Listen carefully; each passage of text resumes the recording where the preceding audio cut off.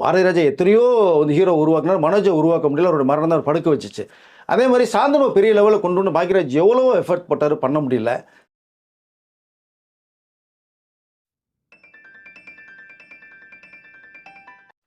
நடிகர் இயக்குனர் பாரதிராஜ் வந்து இறந்துட்டாரு அப்படிங்கிற செய்தி ரொம்ப அதிர்ச்சியாக இருந்தது.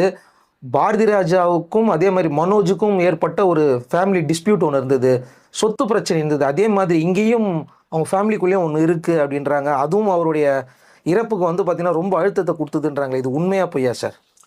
சார், இப்போ பாக்யராஜனுடைய இறப்பு வந்து நம்மளால் ஏற்றுக்கொள்ளவே முடியல. பட் ஆனால் பார்த்தா அவரோட இருந்தவர்கள் பார்த்தா ஒவ்வொருத்தருடைய மரணம் அவரை கொஞ்சம் ரொம்ப யோசிக்க வச்சு, நிறைய விஷயங்கள் பேசியிருக்கு நம்மளோட பார்க்கும்போதுலாம். அவர் கூட ஒன்றா பணிபுரிந்தவர்கள் பார்த்தோம்னா நமக்கு இந்த அதாவது மனோபாலா அவருடைய வந்து இறப்பு ரொம்ப ஷாக்காக இருந்தது. அவர் அவ்வளோ டேலண்டான பர்சன் மனோபாலா, திடீர்னு அவருடைய மறைவு. அப்புறம் மணிவண்ணன் சார் எவ்வளோ பெரிய ஒரு டேலண்ட் ஆகிடுன்னு தெரியும். அவருடைய மறைவுலாம் பாக்யராஜ் வந்து ரொம்ப இந்த சின்ன டக்கு டக்குன்னு போகிறாங்களே அப்படின்ட்டு. அப்புறம் பாண்டியன் மன்மோசனி படத்தில் பாரதி அறிமுகப்படுத்திருப்பாங்க, ரொம்ப நிறைய நட்பு இருக்குது அவங்களுக்கு. அவருடைய மரணம். ஸோ தொடர் மரணம். ரெண்டாவது பார்த்தீங்கன்னா பாக்யராஜ் அவங்ககிட்ட அசிஸ்டன்ட் டைரக்டர் ஒர்க் பண்ண வி சேகர், பாக்யராஜோட ஃபார்மேட்லேயே தான் படம் நிறைய பண்ணியிருப்பார். ஸோ அவருடைய மரணம்லாம் ரொம்ப ரொம்ப அப்படி ஒரு மாதிரி இதை டிஸ்டர்ப் பண்ணுச்சு. சரி, அதுதான் ஒரு பக்கம். தன்னோட கூட ஒர்க் பண்ணவங்க அசிஸ்டன்ட் டைரக்டர் அப்படின்னா கூட கடந்த 2 வாரங்களுக்கு முன்பாக பார்த்தோம்னா நம்மளுடைய பாரதிராஜ் அவருடைய மரணம் வந்து அவரை ரொம்ப ரொம்ப ரொம்ப பாதிப்பு உள்ளாச்சு. ரொம்ப டோட்டலாக வந்து ஆஃப் ஆனார். இன்றைக்கி பாக்யராஜ் அவர்களுடைய இந்த அளவுக்கு இருக்கிறது காரணமே வந்து பாரதிராஜ் அவர்கள். ராதியா அவர்கள் எந்த அளவுக்கு வந்து இருந்திருப்பா நீங்கள் பார்த்துருப்பீங்க. அவரும் சொன்னது இன்றைக்கி நான் ராதியா நல்லா இருக்க காரணமே ஸோ அதை பாரதிராஜா போட்ட பிச்சனே சொன்னாங்க மேட்டர். ஸோ அப்படி இருக்கும்போது தான் பாக்யராஜ் வந்து ரொம்ப மனசு ஒடிஞ்சு போயிருந்த சமயத்தில் இந்த பாக்யராஜ் யார், எப்படி இண்டஸ்ட்ரிக்கு வந்தார் அப்படின்லாம் நம்ம பார்த்தோம்னா, சினிமாவுக்கு வரதுக்கு முன்னாடி பார்த்தா அவர் வந்து ஒரு பாண்டியபட்சாவில் ஹோட்டலில் சர்வர் வேலை செஞ்சுட்டு சமயத்தில் வந்து பிரவீனான்னு ஒரு ஆக்டர்ஸ் இருந்தாங்க. பிரவீனாவுக்கு இவருடைய டேலண்ட் அவங்க சாப்பிட போகும்போதுன்னா சவுத் இந்தியாவே அப்போ டீனர்லாம் இருந்தது. தமிழ் இண்டஸ்ட்ரி, கேரளா, ஆந்திரா, கர்நாடகான்னு நிறைய பேர் வருவாங்க போவாங்க. 2 இடம் தான் குறிப்பிட்டு சென்னையில் பார்த்தோம்னா தேனாம்பேட்டில் எல்டான்ஸ் ஹோட்டல்னு ஒன்று இருக்குது, அங்கே நிறைய பேர் இருப்பாங்க.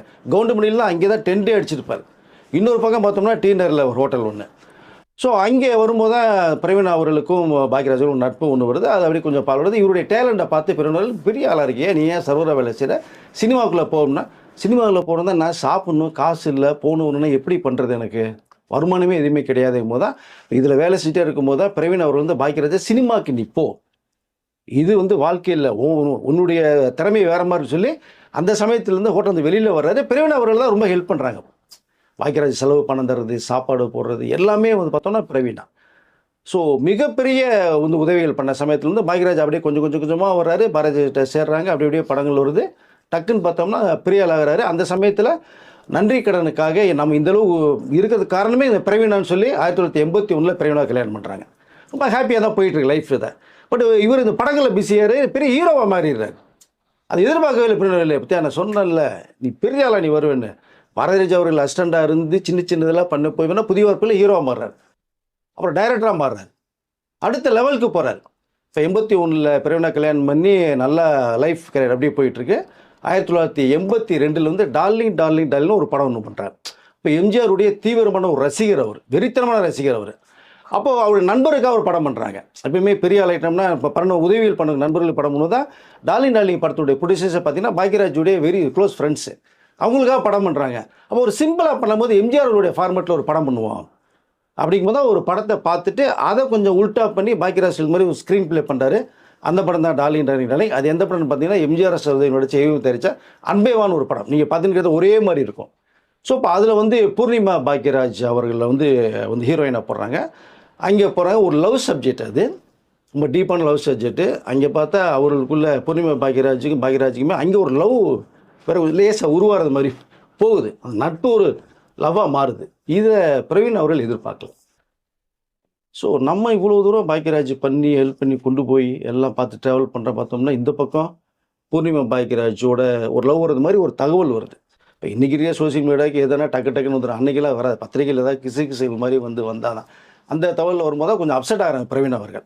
பட் அதுக்குள்ளே பாக்யராஜுக்கு பிரவீனாவுக்கும் ஒரு சின்ன சர்ச்சையெல்லாம் உருவாதி. ஸோ நான் இருக்கும்போது ஒரு லவ் எப்படி அப்படி இப்படிலாம் அதெல்லாம் இல்லாமல் அப்படி தான் பத்திரிகையில் அதெல்லாம் போடுவாங்க செய்வாங்க, அதெல்லாம் கிடையாது, கூட நடித்த நடிகை தான் அவங்க அப்படிங்கிற மாதிரி அவர் சொல்லி கொஞ்சம் பண்ணுறாரு.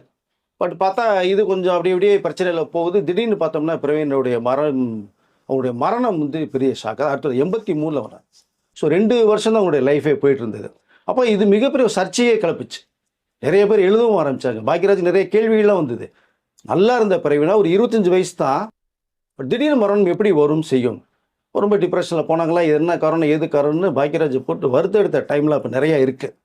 பட் இந்த ஒரு லவ்னால தான் அவங்க ரொம்ப அப்செட் ஆகலாம், அப்படிலாம் நிறைய தகவல் போச்சு. பட் அந்த இடத்துல பாக்யராஜ் ரொம்ப மூட அப்செட்டாக இருந்தாங்க. என்னடா இப்படிலாம் ஒரு தகவல் வருது செய்யுது, என்ன பண்ணுறதுன்னு ரொம்ப அப்செட் ஆகும்போது இந்த தகவல் வந்து நம்மளுடைய இந்த மறைந்த மக்கள் எம்ஜிஆர் அவர்கள் டீம் போகுது. அதை அப்போ அந்த நேரத்தில் போகும்போது அவர் தமிழகத்தின் முதலமைச்சராக இருக்காங்க. ஏன்னா பாக்யராஜ் அவர்கள் எம்ஜிஆருடைய ரசிகர்னு தெரியும்.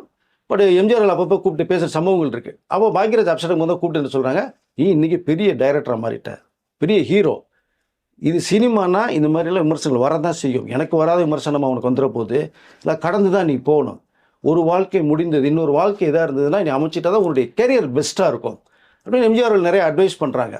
அப்போது வந்து இந்த தகவல் வந்து எம்ஜிஆர் அவர்களுக்கு போகுது. பாக்யராஜ் பூர்ணிமா ஜெயராம் அவர்களும் வந்து லவ் பண்ணுறாங்க அப்படிங்கும்போது தான் அப்போ எம்ஜிஆர் அவர்களே கூப்பிட்டு பாக்யராஜ் அவர்களை கூப்பிட்டு சரி உனக்கு விருப்பப்பட்ட பொண்ணை கல்யாணம் பண்ணிக்க அப்படிங்கிற ஒரு தகவலும் சொல்லப்பட்ட ஒரு விஷயம் ஒன்று இருக்குது. அப்போ இப்படிலாம் வரும்போது பார்த்தா நானே கல்யாணம் பண்ணிக்கிறேன் தான் எம்ஜிஆருடைய தலைமையிலேயே பாக்யராஜ் அவர்களுக்கும் பூர்ணிமா ஜெயராம் அவர்களுக்கும் கல்யாணம் பண்ணி வச்சார். என்னுடைய திரையுலக வாரிசு கே பாக்யராஜ் அனௌன்ஸ்மெண்ட் எம்ஜிஆர் அவர்கள் கொடுத்தாங்க. ஸோ 84 கல்யாணம் ஆகுது. பிரவீனா அவர்களை 81 கல்யாணம் பண்ணுறாங்க. 83 அவருடைய மறைவு, ரொம்ப அப்செட் ஆகிறாரு, படங்களை கவனம் செலுத்த முடியல. அந்த நேரத்தில் வந்து ட்ரிங்க்குலாம் வேறு போகிற மாதிரி வருது. இதெல்லாம் கேள்விப்பட்டு தான் ஒரு நடிகன் வந்து அவருடைய முகம் தான் அழகு, பாடி தான் ஸ்ட்ரென்த் அழகுது, மக்கள் மத்தியில் மிகப்பெரிய செல்வாக்கு இருக்குது, ஆனால் பெரிய படம் சிலஞ்சொலி படம் கொடுத்துட்டாரு ஸோ பாக்யராஜ். அப்போ இதுக்குள்ளே பண்ணனா கஷ்டம் நீயே அப்படின்னா இந்த ஒரு மேரேஜை வந்து மக்கள் எம்ஜிஆர் அவர்கள் வந்து மேரேஜ் பண்ணி வச்சார். என்னுடைய கலையுலக வாரிசை ஒன்று அறிமுகப்படுத்துகிறேன், சொல்லிடுறேன் நான் அப்படின்னு இண்டஸ்ட்ரிக்கு சொன்ன வச்சேன். அதுவே பெரிய விஷயமா போயிடுச்சு. இன்னும் எம்ஜிஆருடைய வாரிசு அணிலாம் நிறைய பேர் கேட்க ஆரம்பித்தாங்க. ஸோ அங்கே பூர்ணிமா பாக்யராஜை கல்யாணம் பண்ணுறாங்க. அந்த ஃபஸ்ட்டு மேரேஜ் அதெல்லாம் கொஞ்சம் மறந்து 84 மேரேஜ் நடக்குது. அப்படியே போகிறாங்க. 2 பசங்க பாக்யராஜ் அவர்கள் பூர்ணிமா அவர்கள் பிறகுது. ஒன்று சாந்தனும் இன்னொன்று சரண்யா அப்படிங்கிற 2 பேர் பிறகுறாங்க. அதனால இவர் ரொம்ப பீக்கில் போகிறாரு. அப்புறம் பூர்ணிமா ஜெயராம் வந்து பார்த்திங்கன்னா நம்ம சூப்பர் ஸ்டார் ரஜினி அவங்களெல்லாம் வந்து நிறையா படங்களை ஒரு தங்கமன் படம் பண்ணாங்க. அவங்க ஒரு பீக்கில் போகிறாங்க. எப்போவுமே இந்த சினிமாவுக்கு கான்ட்ரவர்சிங்கிறது வந்து தவிர்க்க முடியாத ஒன்று. நீங்கள் ஏதாவது ஒன்று அவங்கள பற்றி பேசுவாங்க. நிறைய கிசுகெல்லாம் நிறையா போச்சு. இப்போ பாக்யராஜ் அவர்கள் வந்து பூர்ணிமா ஜெயராம் கிளம்பி 2 பசங்க வந்ததுக்கு பிறகு அவர்களும் ஒரு கிசுகிசுலாம் வர ஆரம்பிச்சது. அதை ஸோ இங்கே சாந்தனும் இவங்க சரண்யா பிறந்ததுக்கப்புறம் வேறு ஒரு கேரக்டரில் போகிறாங்க. சாந்தனு பெரிய பையனாக வந்துடுறான், பொண்ணு பெரிய பையனாக வந்துடுது பொண்ணும். அப்போது சாந்தனு ஒரு ஹீரோவா எப்படி எம்ஜிஆர் வாரிசு சொன்னாரோ நம்மளுடைய அந்த வாரிசு உருவாகணும்னு சொல்லி தான் சாந்தனுவை வாரிசாக உருவாக்குன்னு பார்க்குறாங்க. அப்போ தான் சுப்பிரமணியபுரம்னு சொல்லி சசிகுமாருடைய ஃபஸ்ட்டு படம், சமுத்திரக்கிணர் விளையாட பண்ணியிருப்பார் அதில். ஸோ அந்த படம் வந்து பண்ணும்போது தான் ஃபஸ்ட்டு 4 ஃப்ரெண்ட்ஸில் 1980s உடைய கெட்டப்பில் பண்ணலாங்கும் போது சாந்தனுவை கமிட் பண்ணுறாங்க. அப்போ பாக்யராஜ் வந்து என்னென்னா அவர் நல்ல script right, screen play king maker, அவன் மாற்றுக்கிறதே இல்லை. ஆனால் மற்றவங்களுடைய இயக்குனரில் ஒரு கதை இருக்கும், அதுக்குள்ளே நம்ம பண்ணோம்னா கதைக்களம் மாறிடும். அப்போ சுப்பிரமணியன் கதை எல்லாமே கேட்டு முடிச்சுட்டு பாக்யராஜ் என்ன சொல்கிறாங்கன்னா இந்த கதையில் கொஞ்சம் கிளைமாக்ஸ் கொஞ்சம் மாற்றலாம் அப்படின்னு சொல்லும்போது தான் சசிகுமாருக்கு வந்து உடன்பாடு இல்லை. இந்த கத்தியில் குத்தி இது பண்ணுறது மாதிரிலாம் நிறையா சீன்ஸ் எண்டு வரும், உங்களுக்கு அது நீங்கள் பார்த்தீங்கன்னா தெரியும். அப்போது சசிகுமார் வந்து அதில் அக்செப்ட் பண்ணல. சார் இந்த படத்துக்கு கிளைமாக்ஸ் எண்டு இது தான் சார் வைக்க முடியும், நீங்கள் அதில் பார்த்தீங்கன்னா கஞ்சா கருப்பு கிளைமாக்ஸ் வந்து பேரை தட்டு போகிறது மாதிரி போயிடும் உங்களுக்கு சீன் பார்த்தீங்கன்னா.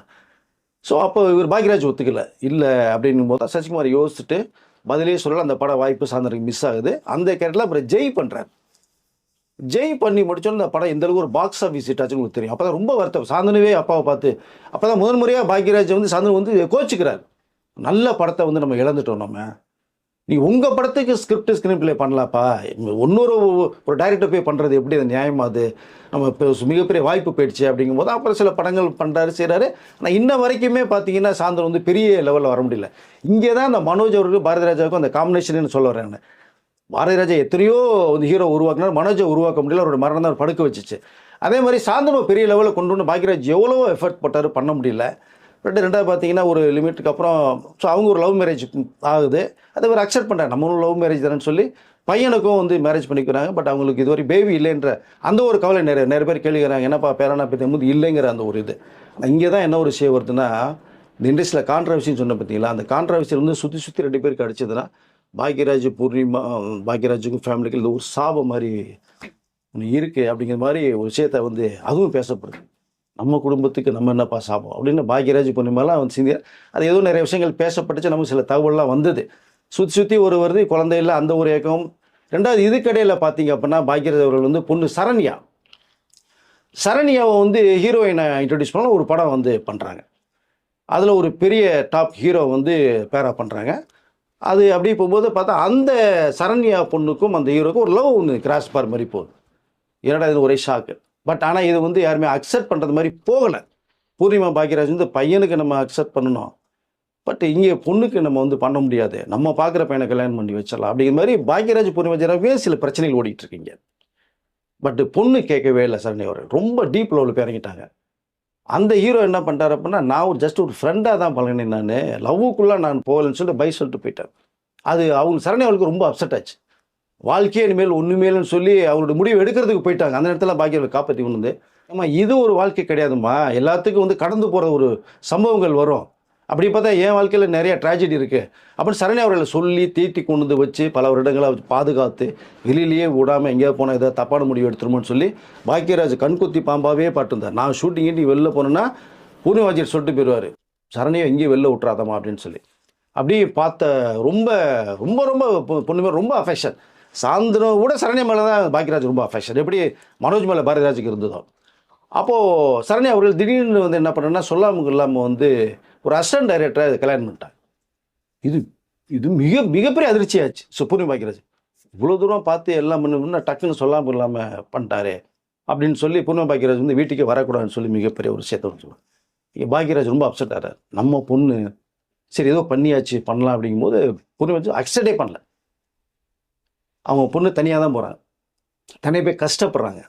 நான் அசிஸ்டன்ட் டைரக்டர் தானே பாவம், என்னடா இது அப்படின்போது பாக்கியராஜ் அதுக்கப்புறம் தான் சில நேரம் இந்த அதாவது இந்த சொல்லக்கூடாத வழியில் இந்த ட்ரிங்க்னு போய் ஒன்று மாட்டும் போது பார்த்தோம்னா எல்லா கவலையும் சுற்றி பாக்கியராஜ் அடிக்குது. அவரும் ட்ரிங்கில் போய் மாட்டினார். அதை தவிர்க்க முடியாத நேரத்தில் என்னென்னா இது வந்து யாரும் பண்ணக்கூடாதுங்கிற நோக்கத்தை தான் நம்ம இப்போ சொல்ல வரோம். நம்ம ட்ரிங்க்ஸ்ன்றது ஒரு சொல்யூஷனே கிடையாது, அது அப்படியே இறக்கி கொண்டு போய் சேர்த்துரும். பட் அதுலேருந்து கொஞ்சம் மீண்டு வரதுக்கு பூர்ணிமா பாக்கியராஜ் ரொம்ப பாடுபட்டாங்க. பாக்கியராஜ்கிட்ட சொல்லி கிள்ளி திடீர்னு நடக்கவே முடியாத அளவுக்கு வருவார். ஏன்னா பூர்ணிமா பாக்கியராஜ் பார்த்தீங்க அப்படின்னா நுங்கம்பாக்கம் லேக் ஏரியாவில் ஒரு ஃபேஷன் டிசைனிங் ப்ளவுஸ் டிசைன்லாம் ஸ்டிச்சிங் பண்ணாங்க. 7-8 வருஷத்துக்கு முன்னாடி ஒரு ப்ளவுஸ்க்கு வந்து 5,000 சார்ஜ் பண்ணுவாங்க. So marriage plus wedding event program ஸ்டாருக்கு எல்லாமே பார்த்தா நிறைய பேர் பண்ணுவாங்க, நிறைய ஸ்டாஃப் வச்சு ஒர்க் பண்ண. அது முன்னாடி பார்த்தா எக்ஸ்போர்ட் கம்பெனி வேறு பண்ணியிருந்தாங்க பூர்ணிமா பாக்கியராஜ். சினிமா நடிக்க ஒதுக்கு போகிறோம், அதில் கிட்டத்தட்ட 50க்கும் மேற்பட்டவர் வேலை செஞ்சாங்க. இப்படி ஒரு லைஃப் நல்லா போகுது. இந்த பக்கம் சரண்யா, பட் அவங்க மேரேஜ் பண்ணுறப்போ இப்போ ஒரு குழந்தை ஒன்று இருக்குன்னு வச்சுங்களேன். பட் சரண்யாக்காக படங்கள் பண்ண ஆரம்பிக்கிறாரு. அதில் வரக்கூடிய காசு கெஸ்ட் ரோல் பண்ணுறாரு, ஆக்ட் பண்ணுற ஈவெண்ட் ப்ரோக்ராமில் கலந்துக்கிறாரு, அது ரியாலிட்டி ஷோவில் போய் கலந்துக்கிறாரு. வரக்கூடிய வருமானத்தில் ஒரு பகுதியை எடுத்து வச்சுட்டு இதுதான் வந்து பூர்ணிமா ஜெயராம்கிட்ட வந்து இதுதான் சம்பளம்னு சொல்லி கொடுத்து இன்னொரு பகுதி சரண்யாட்ட கொடுப்பார். சரி தேவையில்லாமல் சர்ச்சைகள் வந்துடக்கூடாது அப்படிங்கிறதுனால, ஏன்னா அப்படியே ரொம்ப பாசத்தை வச்சவர் பாக்கியராஜ் பொண்ணு மேலே. பட் இப்படிலாம் போகும்போது அவருடைய பையன் சாந்தனு ஒரு கவலையும், சரண்யா அவருடைய, ஏன்னா இன்னமும் பார்த்தீங்கன்னா ரொம்ப அட்டாச்மெண்ட்டாக உள்ளே வரல. பூர்ணிமா பாக்கியராஜ் வந்து இறங்கியே வரல, அவங்க பொண்ணு நம்ம சொல்கிறதே கேட்கல சொல்லி. அப்புறம் ஹெல்ப் பண்ணுறது நீங்கள் பண்ணிக்கோங்க, ஆனாலும் இங்கே இருந்துட்டு போகணுங்கிற அளவுக்கு வரக்கூடாது அப்படின்னு அந்த பண பிரச்சனைலாம் வேறு கொஞ்சம் உள்ளெல்லாம் வந்துச்சு மேட்ரத்தை. ஸோ அந்த வீடு இந்த பிரச்சனை மெட்டீரியல் எல்லாமே உள்ள வரும்போது தான் பாக்கியராஜ் வந்து சரி இருக்கட்டும் ரொம்ப, அதுக்கப்புறம் காலம் போனதுக்கப்புறம் கரெக்டாக ஒன்று சேர்றதுக்கு வாய்ப்பு இருக்குன்னு சொல்லி தான் சரண்யாக்கு நிறைய ஹெல்ப் பண்ணிட்டு வச்சுட்டு இருந்தாங்க. இந்த கவலையில் ஒரு பக்கம் நிறைய இருந்துட்டு இருந்த சமயத்தில் பாரதிராஜாவுடைய மரணம் ரொம்ப அட்டாக் பண்ணிச்சு. அவர் மனோஜ்னு இருந்து பாரதிராஜா போனேன். அவராவது பரவாயில்ல, 85 years old, 1.5 வருஷமாக நோய்வாய்ப்பட்டு இருந்து முடியாமல் இறந்து போனார். அதே ஜீரணிச்சிக்க முடியலாம். ஆனால் இந்த பாக்கியராஜ் ஒரு 73 years old தான். பாரதிராஜா கூட ஒரு 12 வருஷம் கம்மியானவர், நல்ல ஹெல்த்தி. இப்போ கூட ஃபங்க்ஷன் நிறைய கலந்துக்கிட்டார், தெம்பார், சிரிச்ச முகம். அவர் ஒருவர் நிறைய விஷயங்கள் கருத்துக்கள் பகிர்ந்தாங்க. ஸோ அப்படிப்பட்ட ஒரு பாக்கியராஜ் இன்னைக்கு காலையில் நல்லா இருந்தாங்க, தெளிவாக இருந்தாங்க. வாக்கிங் போயிட்டு வரேன்னு சொல்லிட்டு போனதாக ஒரு தகவல். திடீர்னு ஹார்ட் அட்டாக் வந்திருக்கு. உடனே ஹாஸ்பிட்டலுக்கு கூப்பிட்டு போனாங்க. அங்கே இல்லை இறந்துட்டாங்கன்ற ஒரு தகவல் வரும்போது தான் நம்மளால் அதை மிகப்பெரிய ஒரு அதிர்ச்சிக்குள்ளான ஒரு செய்தி நம்ம பார்க்க முடிஞ்சுது அதை. ஸோ இது எப்படி சொல்கிறேன்னு எனக்கு தெரியல. இது வந்து 73 வயசுங்கிறது இப்போ ஒன்றும் பெரிய விஷயமே கிடையாது. நல்லா ஹெல்த்தியாக நல்லா இருந்தால் இடையே அந்த ட்ரிங்க்லாம் கொஞ்சம் விட்டுட்டாரு. பார்த்தா ரொம்ப நீட்டாக இருப்பாங்க. நிறைய ஃபங்க்ஷனுக்கு போனது இருந்தது. அந்த கம்பெனியும் பார்த்துட்டு வந்தாங்க. கூட போகும்போது நிறைய படங்கள் பண்ணாங்க. ஸ்கிரிப்ட் டிஸ்கஷன்லேயும் ட்ராவல் பண்ணாங்க. அப்புறம் இந்த ஃபேமிலி பிரச்சனை அந்த ஒரு டென்ஷன், சாப்பிட்னாங்க அது ஒரு டென்ஷனு, பையனுக்கு குழந்தை இல்லை அப்படிங்கிற அந்த ஒரு டென்ஷனு, சரண்யாவை கூட்டு வந்து ஒன்றா இருந்து பண்ண முடியலைங்கிற அந்த ஒரு கவலை தொடர்ந்து மனசுக்குள்ளேயே இருந்தது. அது சிலர் வெளியில் சொல்ல முடியாத அளவுக்கு மனசுக்குள்ளே வச்சுருப்பாங்க. நான் என்ன சொல்லிக்கிறேன்னா, மனசு விட்டு நீங்கள் சொல்லிடணும் யாராக இருந்தாலுமே. அதை உள்ள அடைக்க ஒரு தம் கட்டும் போது டக்குன்னு வெடிச்சிடும். அப்படிதான் நான் நினைக்கிறேன். பாக்யராஜ் அவர்களுடைய இந்த ஹார்ட் அட்டாக் மரணம்ங்கிறது வந்து ஏற்றுக்கொள்ளவே முடியல. அவங்களை விட்டு இன்னைக்கு போயிட்டு மிகப்பெரிய ஒரு திரைக்கதை மாமன்னன்கிற பேர் வந்து அந்த இடத்துக்கு எப்படி பாரதிராஜா அவர்கள் தமிழ் திரையில் திருப்பி போட்டு அந்த ஸ்பேஸ் யார் பிடிக்க முடியலோ, அதே மாதிரி திரைக்கதையில் வந்து பாக்யராஜ் அடிச்சுக்க ஆளே கிடையாது. அந்தளவுக்கு அவருடைய படங்கள் வந்து நம்ம சொல்லிகிட்டே போகலாம். சிகப்பு ரோஜாக்கெல்லாம் ஒரு கிரைம் த்ரில்லர் படம் பாரதிராஜுக்கு மிகப்பெரிய டைனிங் பாயிண்டே பாக்யராஜ் கொடுத்தது. ஸ்கிரிப்ட் பண்ணது, டைலாக் பண்ணது எல்லாமே அவர் கூட வந்து ஃபுல்லாக ஒர்க் பண்ணுது. அப்புறம் ஒரு கைதியின் டைரி படம் ஃபுல் அண்ட் ஃபுல் ட்ராவல் பண்ண, அதுதான் ஆக்ரி ரெஸ்டான்னு சொல்லி அமிதாப் பச்சன் நடிக்கும்போது பாக்யராஜ் டைரக்ட் பண்ணார். ஃபர்ஸ்ட் படம் ஹிந்தியில் பண்ணார்.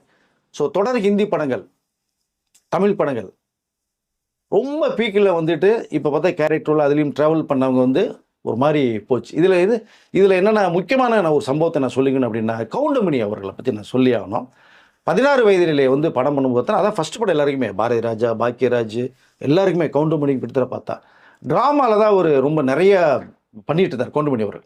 அப்போது இந்த ரஜினி அப்படிங்கிற பரட்டை அப்படிங்கிற ஒரு கேரக்டரில் அந்த கிராமத்துக்குள்ளே இந்த லோக்கல் ரவுடி ஒரு நக்கல் நிலை பண்ணுற கேரக்டர், அவரோட இருக்கிற ஒரு 4 ஃப்ரெண்ட்ஸில் வந்து ஒரு கேரக்டர் போடும்போது கவுண்டமணிக்கு மெயின் ரோல். அது பாரதிராஜா வேற ஒருத்தர் ஐடியா பண்ணி வச்சிருக்காரு.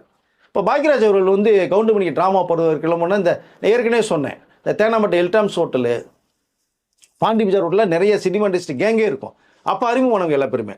இப்போ கவுண்டமணி வந்து எப்படியாவது நான் படத்தில் வந்து நான் ட்ராமாவில் ரொம்ப கஷ்டப்பட்டுட்டு இருக்கேன், காசு வரல, நான் சினிமா பண்ண. அப்போல்லாம் கவுண்டமணி பார்த்தீங்கன்னா நீங்கள் வந்து நம்பவே முடியாது. சின்ன வயசு, ஆனால் பார்த்தா ஒரு 70-80 வயசு கெட்டப்பில் இருப்பார். முடி விட்டு போய் சாப்பிடாம பொருளாமல் ஒல்லியாக இருப்பார். இது 16 வயதில் நீ படம் பார்த்தா அந்த சம்பவம் நான் சொல்கிறது தெரியும் உங்களுக்கு.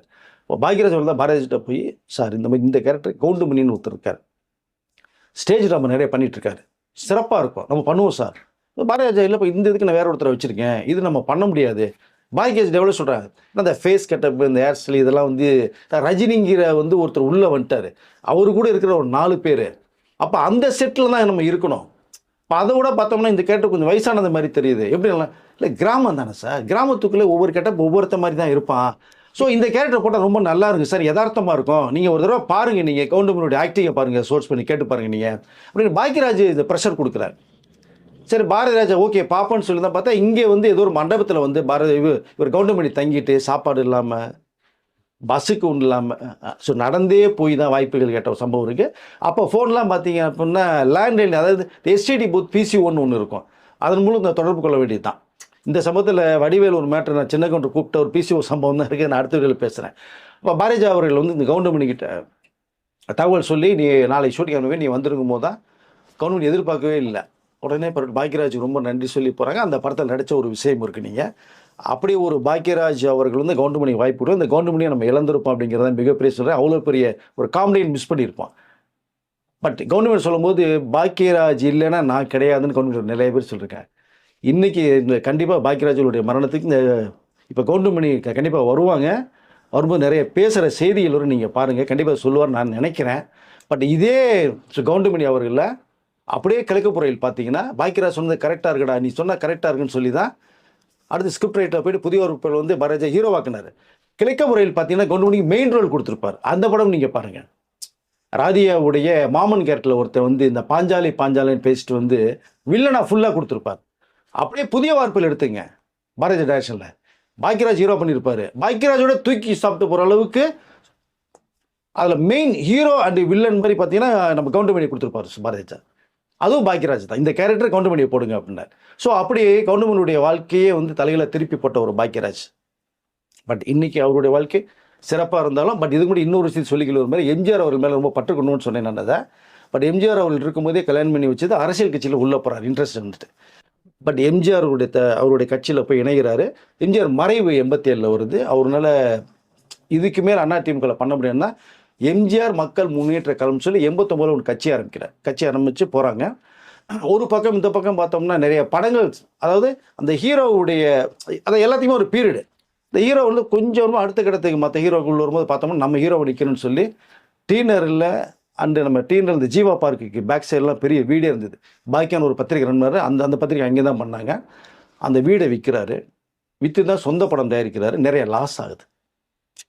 பட் இருக்கிற வீடு தக்க வச்சுக்கிட்டா போதும்னு பார்க்கும்போது விற்று படம் பண்ணுறாங்க, படம் ஓடலை. ஏன்னா அது ஒரு பீரியடு தான் சொன்னேன் நான் இதை. அந்த பீரியடு பாக்யராஜ் முடியுது. அந்த வீடு லாஸ் ஆகுது, பல லட்சங்கள் லாஸ் ஆகுது. இருக்கிறது இப்போ லேக் ஏரியாவில் ஒரே ஒரு வீடு மட்டும் இருக்குது. அந்த வீடு தக்க வச்சுட்டாங்க பூர்ணிமா பாக்கியராஜ் அவர்கள். அவங்க அதுக்கப்புறம் ஃபேமிலியை கையில் எடுத்தாங்க. கையில் எடுத்ததுக்கு பிறகு தான் கொஞ்சம் அந்த ஃபேமிலி நல்லா ஒரு ரன் பண்ணி பாக்கியராஜ் கொஞ்சம் வந்து ஃப்ரீ ஆனார் தான். ஸோ இந்த சம்பவங்கள் எம்ஜிஆர் மக்கள் முன்னேற்ற கழகம்னு சொல்லி கட்சி ஆரம்பித்தார். எம்ஜிஆர் மறைவுக்கு பிறகு அப்புறம் அதிமுகவில் சேர்ந்தார். அந்த எம்ஜிஆருக்கு பிறகு பெரிய தலைமை செயல்னு சொல்லி ஜெயலலிதா அவர்கள் நிறைய விமர்சனம் பண்ணார் வேறு. பட் அதுக்கு பிறகு திமுகவில் போய் சேர்ந்தார். அப்புறம் எந்த கட்சியுமே வேணான்னு சொல்லி ஒரு அரசியல் விமர்சகராக இப்போ கடைசியில் அவர் இருந்தார். இப்போவும் அவர் வந்து படங்கள் நடிச்சிட்டு தான் இருந்தார். நிறைய விஷயங்கள் நிறைய பேர் உருவாக்கியிருக்காரு, நிறைய ஹீரோயின்களை உருவாக்கியிருக்காரு. பல படங்கள் வெற்றிக்கு சாதனையாக தூரல் நின்று போச்சுலாம் மதுரையில் கிட்டத்தட்ட தூள் பண்ணிச்சு. உங்களுக்கு ஏசியாவிலே பிக்கஸ்ட் தியேட்டர் இந்த மதுரை தங்கமந்தூர் தியேட்டர். கிட்டத்தட்ட 2500-3000 பேர் கிட்ட உட்காந்து பார்க்கக்கூடிய தியேட்டர் அது. 100 நாட்களுக்கு மேலே திருச்சி ஓடிச்சு அந்த படம். ஸோ முந்தானே முடிச்சு ஏவிஎம்னுடைய வரலாற்றை திருப்பி போட்ட படம் அது. ஏவிஎம் ப்ரொடக்ஷன்ஸுக்கு பாக்கியராஜுக்கு மிகப்பெரிய தகராறே வந்துச்சு. நீ சொன்ன டேட்டோட அடமா மாதா அதிகமாக படம் பண்ணுற, நிறைய லட்சங்கள் பாசிட்டு அதுன்னு. நான் படத்தினுடைய மிகப்பெரிய ஒரு வெற்றி. அது அப்படியே ஏவிஎம் வந்து பாக்கியராஜை கூப்பிட்டு கட்டி அணைஞ்ச விஷயங்கள் இருக்குது. பல படங்கள் சில்வஜுவல் படம், 100 Days படம், இன்னமும் முருங்கு கணக்கே பாக்கியராஜ் தான் ஞாபகத்துக்கு வரும். அப்படி சம்பவங்கள். ஸோ சொல்லப்போனால் நேரம் பத்தாது அவருடைய பெரிய ஹிஸ்ட்ரி லெஜண்ட். ஸோ இன்றைக்கி நம்ம இல்லைங்கிறது வந்து மிகப்பெரிய வருத்தமாக இருக்குது. ஆனால் என்ன ஒரே விஷயம் இந்த இடத்துல சொல்லிக்கல நான் விரும்புகிறேன் அப்படின்னா, நோய்வாய்ப்பட்டு கஷ்டப்பட்டு அவரும் கஷ்டப்பட்டு இருவரும் கஷ்டப்பட்டு போகாமல் ஒரு மனிதன் ஹார்ட் அட்டாக்ங்கிறது யாருக்குமே கிடைக்காது அவ்வளோ சீக்கிரம். ஒரு நல்ல உள்ளங்களுக்கு மட்டும்தான் கிடைக்கும். அது பாக்கியராஜ் அவர்களுக்கு கிடைச்சிருக்கு தான் நான் சொல்லிக்கல விரும்புகிறேன். நம்மளை விட்டு போயிட்டார் மிகப்பெரிய லெஜண்ட். அது வருத்தமாக இருக்குது. இருந்தாலும் ஒரு ஆத்மா சாந்தி அடைகிற நம்ம சேனல் மூலமாக நான் சொல்லிக்கல சார். நன்றி சார். நன்றி சார்.